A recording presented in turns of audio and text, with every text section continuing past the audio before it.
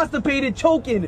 Yo, I came all the way to where Dr. Dre is coasting to tell you I have friends in the East that'll fill you with more metal than the X-Men monster named as Logan. Hey, what's up, people? It's your boy RantNRavinFection. How's it going? And this is my X-Men Origins Wolverine review. I saw it last night, you know what I'm saying, Friday. Matter of fact, it was like the first screening, like 4:15 in the freaking afternoon, and let's get to it. Now, first of all, I want to talk about the trailers. You know, I like watching the trailers sometimes because, you know, you just never know what movie they're gonna release next, so it's interesting to get a sneak peek, but, you know, I'm really disappointed with the trailers. It's kind of, it's just a bunch of movies I really don't give a fuck about, man. I mean, Jesus Christ, how many of these movies are people gonna watch? Like, do I really care? Who gives a shit about what the next Adam Sandler movie's gonna be, you know? Fuck Adam Sandler, god damn it! You know what I mean? You got another Adam Sandler movie coming up, you got another fucking Ben Stiller movie coming up. Who gives a fuck, you know what I'm saying? Jesus Christ. Unbelievable. Adam Sandler, this guy is like the Jewish Will Smith, man, I swear to God. I mean, this guy reached his peak, in my opinion, in the fucking 90s, where he was making good movies in the 90s, okay, let's not front.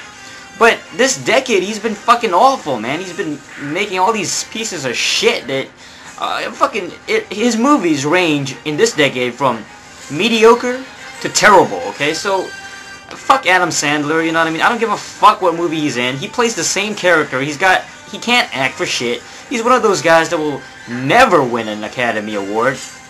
You know, and it's just horrible to see this guy, after so many years, like, all these years later, over a decade later, he's still around. God! And what's he playing now? He's playing a sick guy, he's dying, he's got a disease, and it turns out he doesn't have it anymore? I mean, Jesus Christ, you know, if only art imitated life, okay, and in real life he would just fucking get a disease and die. God! And Ben Stiller, I mean, fuck Ben Stiller, I mean, God, okay, I like Zoolander. Zoolander is one of my favorite movies, but I mean, fuck fuck Ben Stiller, man, Jesus Christ. I mean, another museum movie, Night at the Museum, or whatever the fuck it is, who the fuck watched the first Museum? Jesus Christ, man. And then they showed a scene where he was being hit, he was getting punched and slapped by a couple of monkeys. Yeah, a couple of, like, primates. You know, and I was like, I couldn't even tell which one was Ben Stiller. They all, yeah, Jesus Christ. You know, they had a couple of other shitty fucking trailers, you know what I mean? Fucking Peter Jackson doing some sci-fi shit, but it just looked hokey as hell. I mean, an alien with his face blurred. I mean, how fucking weird is that? And, you know, Disney has a new movie called Up, about an old guy living in a house that flies in the sky because of, you know, balloons, and, you know, it was kind of cute, but really, Disney? Up?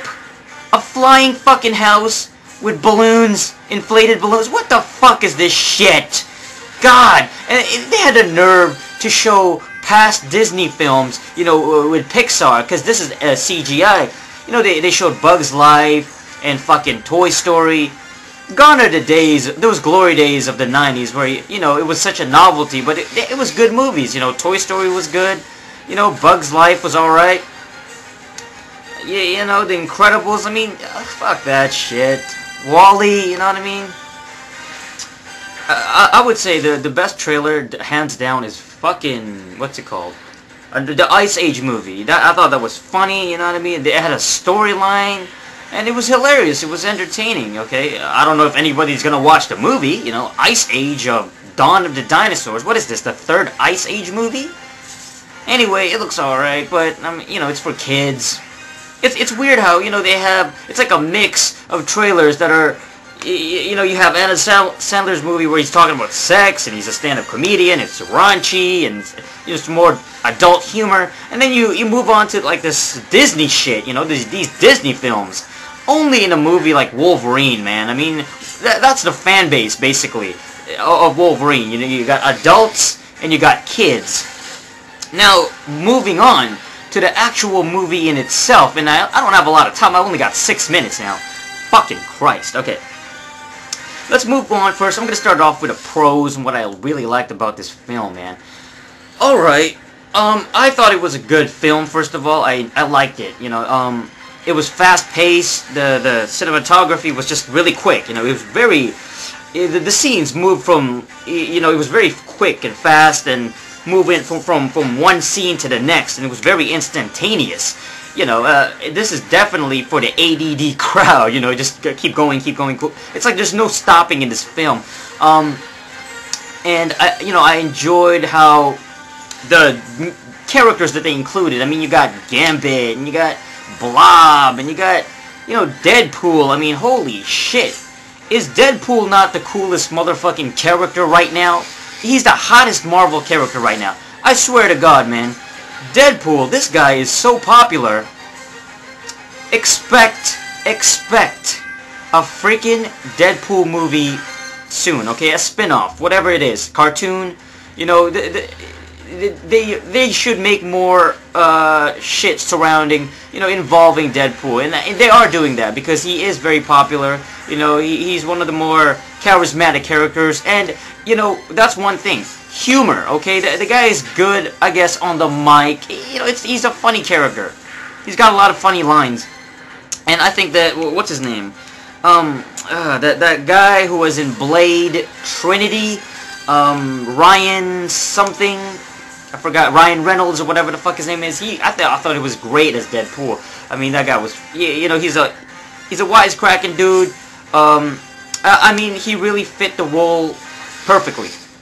And, you know, Deadpool, actually, it's funny because, you know, the humor in the movie kind of carried the movie at the beginning, you know, and I noticed that, you know, a lot of the funny lines were kind of just, it was very entertaining, yes, but it also, it made the movie, you didn't take it that seriously. I mean, you look at movies of yesteryear, such as, you know, The Dark Knight, which was very dark, and it did have some comedy, but it was dark. It was, like, serious, you know?